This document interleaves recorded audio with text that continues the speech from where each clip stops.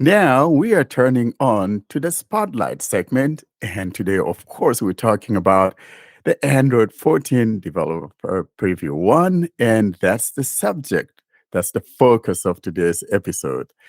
John, we're talking about that first preview of Android 14, and my gut feeling came through, because I remember when we were talking some weeks ago, and I was saying my gut feeling says it's going to be the week of February 6th and up. And sure enough, it showed up because I think what probably gave Google that is because they had that search seminar that they were holding, and then there was Samsung unpack back on the first. And so Google believed it should have the next stage. And so here we are with Android 14 DP1. And today we're going to talk about what is there and what is not there. As we know, all these things are not necessarily like big major changes. They're not major earth shaking changes. Rather, these are just iterative changes or perfection of some features that were supposed to be there in the previous OS iteration and didn't make it through. So now we get to see those in this new OS iteration, and that's what this is about, or perfecting some of the things. John, what's some of your favorite stuff or that you've seen so far or read about so far on the Google blog about this new changes that we have? You have installed it on your device as you indicated earlier, right? Yes, I have installed it. I installed it yesterday, and to be honest, I have not noticed anything different. But I did read over the blog, and I guess the thing that interested me the most was the sort of smart font sizing. I think that would go a long way to helping low vision people. There's a Just to give an example of it, I think the scaling for the font size now in Android is if you make any text larger, it makes all the text larger. But now there's an option to do it, let it choose like it'll just scale up the smaller fonts instead of making the bigger fonts also larger. So it kind of will make all the fonts large without making it so ridiculously large that it messes up the formatting and stuff like that. So I think that will probably come in handy, although I haven't seen it in action yet. Now, here's what really is happening too. I think one of the biggest highlights is the fact that any apps that are, targeting API 23 will not be allowed to be installed anymore. However, if you have that already installed and you do the upgrade, it's going to be there. For example, I tested Eloquence on my 5A, and sure enough, it worked. Now, I believe, however, that if I did a factory reset, probably that thing is not going to come back or whatever the case may be. Of course, it's not going to work on my 7 Pro because we had indicated out here that it didn't work on the 7 series, Pixel 7 series, even on Android 13. So there was no need to even try to see if it will come back there. Another thing that I really like, John, is the fact that you mentioned that font resizing, because you know what? It is good for people who have a little bit of a sight, and most especially if you're going to be using magnification, I think it will help in some way so you know exactly what you need and what you don't need, and things like that.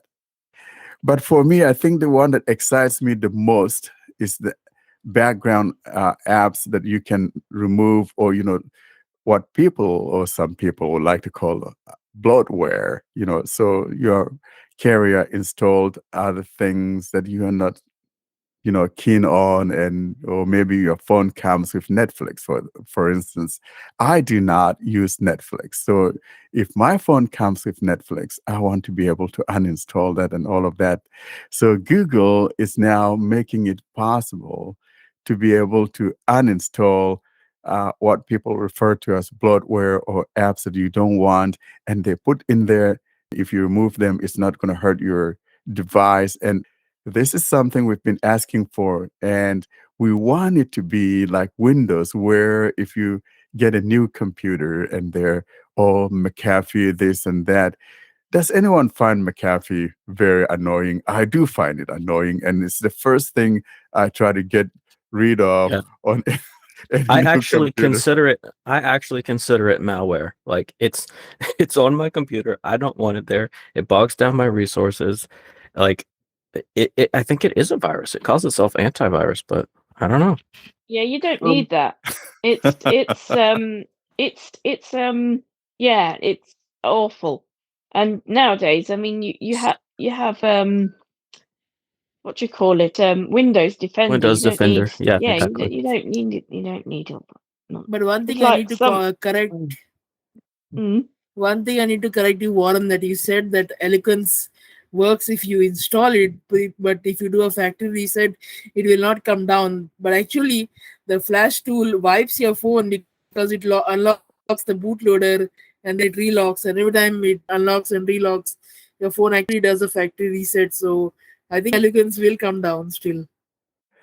well, someone will have to try it to be sure, because I know it's there on my 5A and it Yeah, actually because works. sure, the flash tool wipes your phone. So you do a factory reset when you upgrade, anyhow, whether you want it or not. There's no alternative.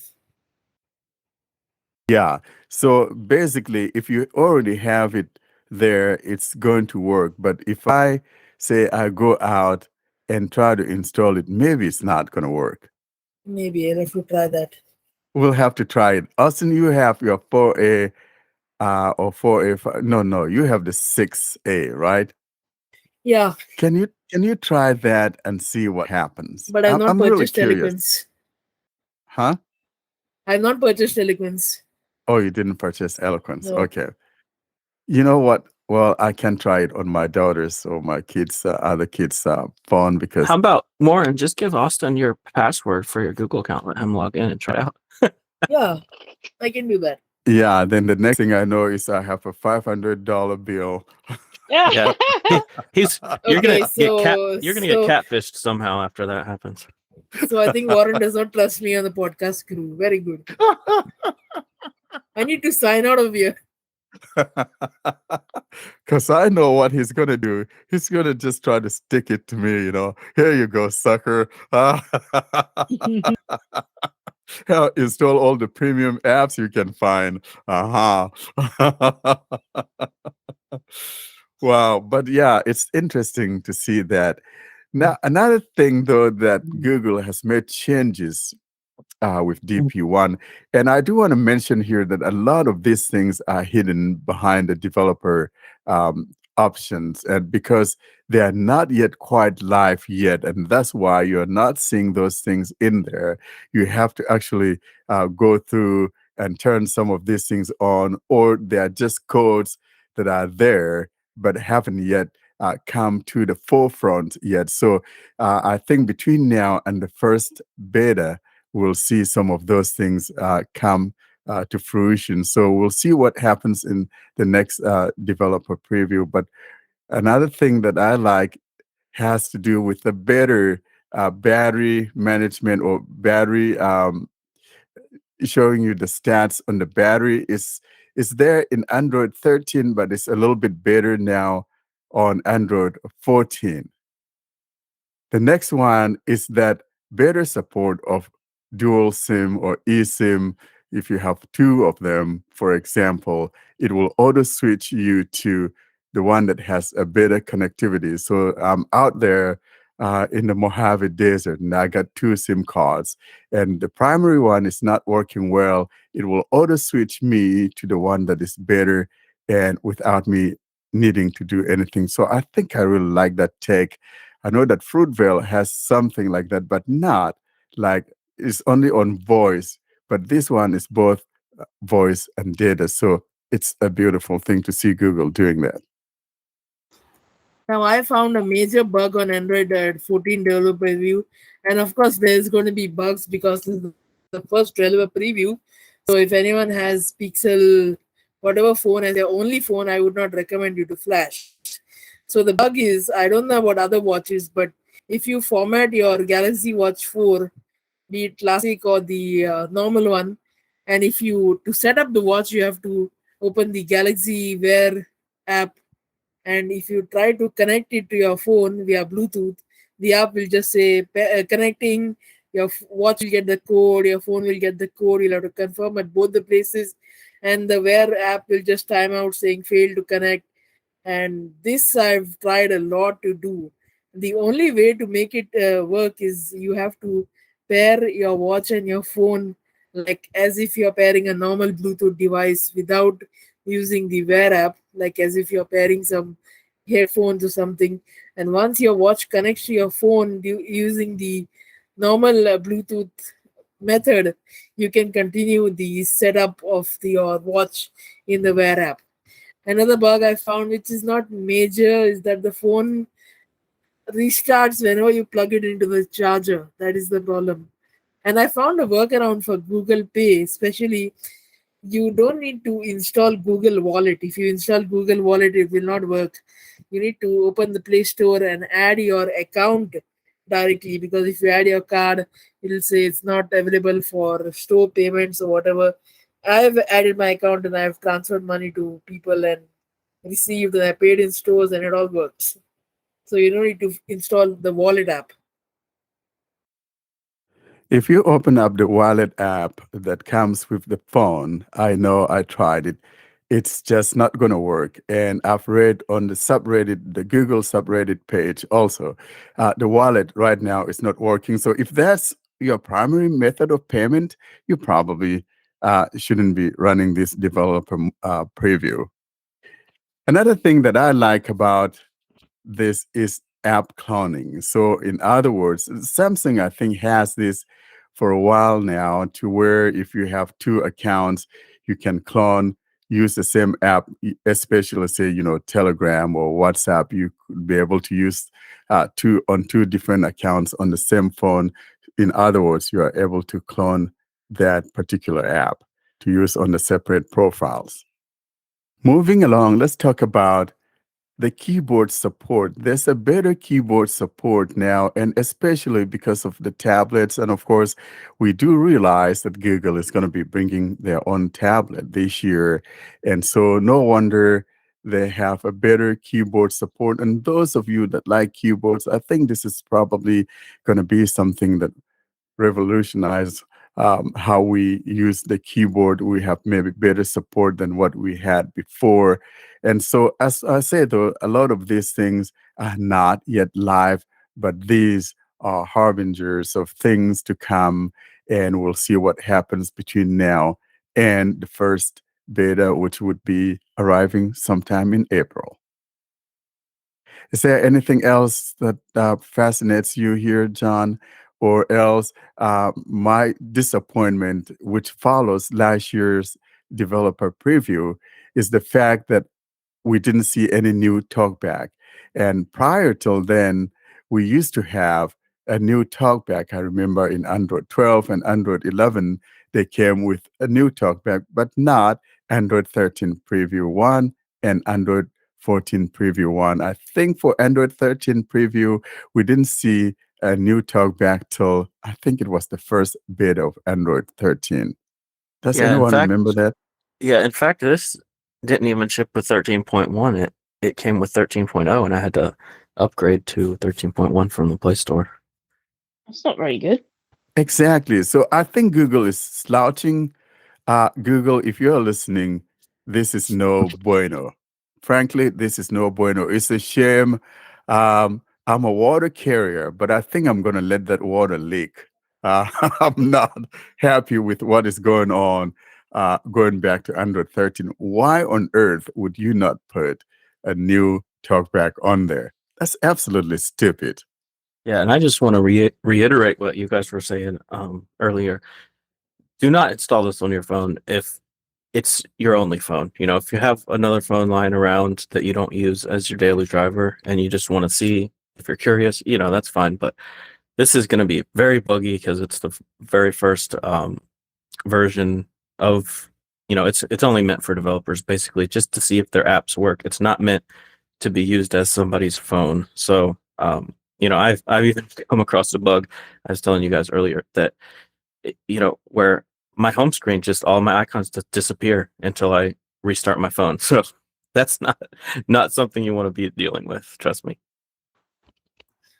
Yeah, so see, And I Android, don't experience that on mine for some reason, as we were talking earlier, John, and I don't know what's going on. This is odd that you're experiencing that. I have it on two phones. I have it on my 5A and then on my 7 Pro, and I didn't see my icons disappearing, but if you don't have another phone, probably it may not be a wise thing to do. Even though I have it on my primary phone, I haven't come across any major bugs that would make me run back yet.